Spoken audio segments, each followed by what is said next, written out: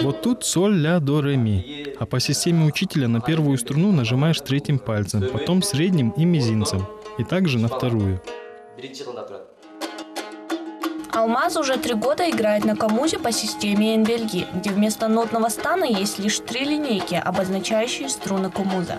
А вместо музыкальных нот буквами древнеенисейского алфавита прописано расположение пальцев на инструменте. Автор инновационной музыкальной системы – комузист-виртуоз Нурак Абдрахманов.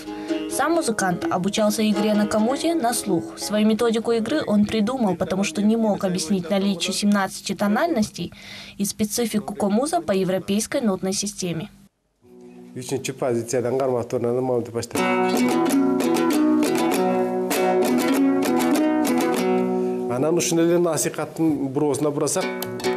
Мелодию маш-ботой мы играем в 5-й тональности.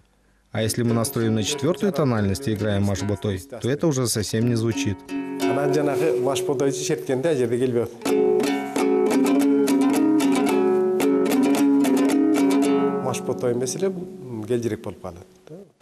И чтобы не запутаться во всем этом, моя методика очень полезна.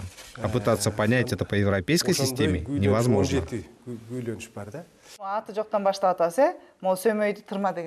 Вот здесь безымянный, здесь средний палец. Попробуй сама. И что нужно сделать с указательным? Нет, не вместе. После безымянного мизинец. Это 3-я струна. Вот 3 струны комуза, как на инструменте. Среди последователей Абдрахманова и преподавателей музыкальных школ с многолетним стажем. Чолпон более 25 лет обучала по традиционной системе и недавно начала преподавать по методике Абдрахманова. Такие уроки пользуются популярностью у ее учеников без музыкального образования.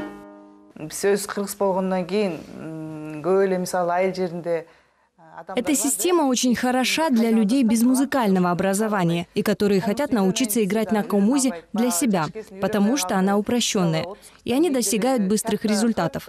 Ну а для людей, которые получают музыкальное образование, лучше усвоить обе системы. Это как уметь говорить на 2 иностранных языках вместо одного, только обогащает. Музыкант-инноватор обучил по своей системе уже более 100 учеников. Он также снял телевизионные уроки для любителей, которые хотят освоить комуз самостоятельно. Сейчас Абдрахманов планирует переписать многие кыргызские мелодии на новый лад.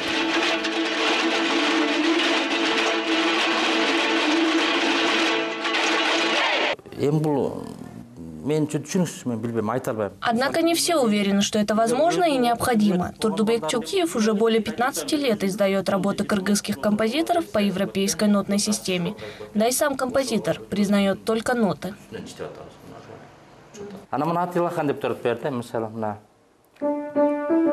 Ну вот Атилахан, если я посмотрю по нотам, то наберу на фортепиано и могу так продолжать, могу сыграть.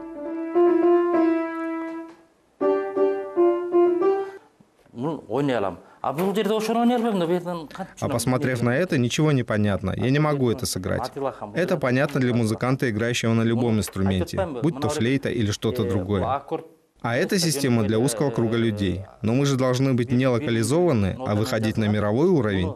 И если наши дети будут учить комуз только по этой системе, то их музыкальное образование будет ограниченным. В одном музыканты-традиционалисты и инноваторы сошлись. Чтобы играть хорошо на инструменте, нужно его чувствовать и иметь совершенный слух. Без этого и ноты, и буквы не сложатся в музыку.